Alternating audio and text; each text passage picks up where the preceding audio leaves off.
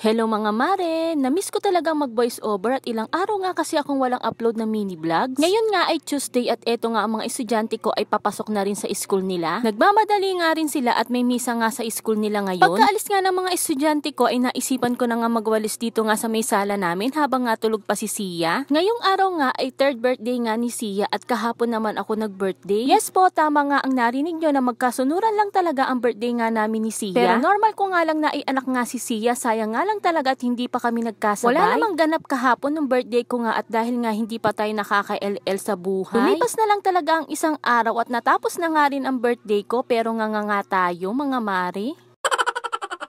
Okay nga lang sa akin na wala nga akong handa at wala akong pagganap. Madami pa namang taon na ako ay magbe-birthday kaya naman babawi na lang ako sa mga taon na yon. Sapat na nga din sa akin na maalala nga ako ng mga kamag-anak ko, mga mahal ko sa buhay at mga kaibigan ko na batiin ako sa araw na espesyal ng buhay ko. At ang importante sa lahat ay malakas naman ako at wala naman akong sakit. Ang meron lang talaga ay sakit nga sa bulsa. At therapy lang talaga ang sagot nga sa ganitong sakit. Going back nga at eto nga at inaayos ko na nga yung uniform na dadalhin nga ng anak ko dahil nga nakapang-PE siya pagpasok nga niya ngayon sa school. Ang subject niya kasi nga yung PE. Kinuha ko na nga itong ang blouse niya at tiniklop ko na nga ng ayos kasama nga itong palda. Katapos ko nga tiklopin ay pinagsama ko nga lang siya sa isang plastic. Kinuha ko na nga rin yung black shoes nga ng anak ko at baka makalimutan ko pang ihanda ay wala siyang maisuot pagkatapos nga niya mag-PE. Nilagay ko na nga din ito nga sa plastic ito nga black shoes niya. Pagkatapos nga ng ginagawa ko ay sinilip ko nga itong si Sia at tulog pa nga ang Disney princess nyo. Medyo maaga pa nga ito kaya naman ang sarap pa ng tulog niya.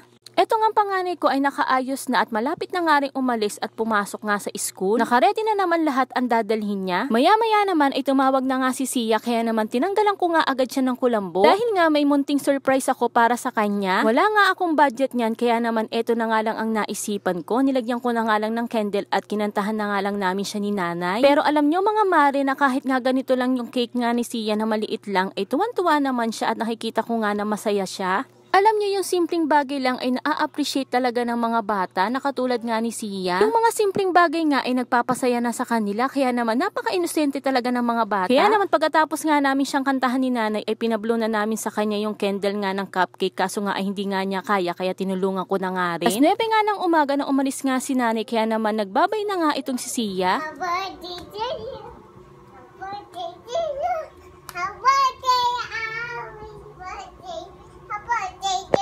Ang kulit nga dyan ni Sia at paikot-ikot nga siya habang nga kumakanta siya ng happy birthday. 9:30 nga ng umaga ay pinaliguan ko na nga rin si Sia dahil alas 10 naman ng umaga ay magsisimula na ako magluto at ako'y maghahatid na naman sa school ng pagkain.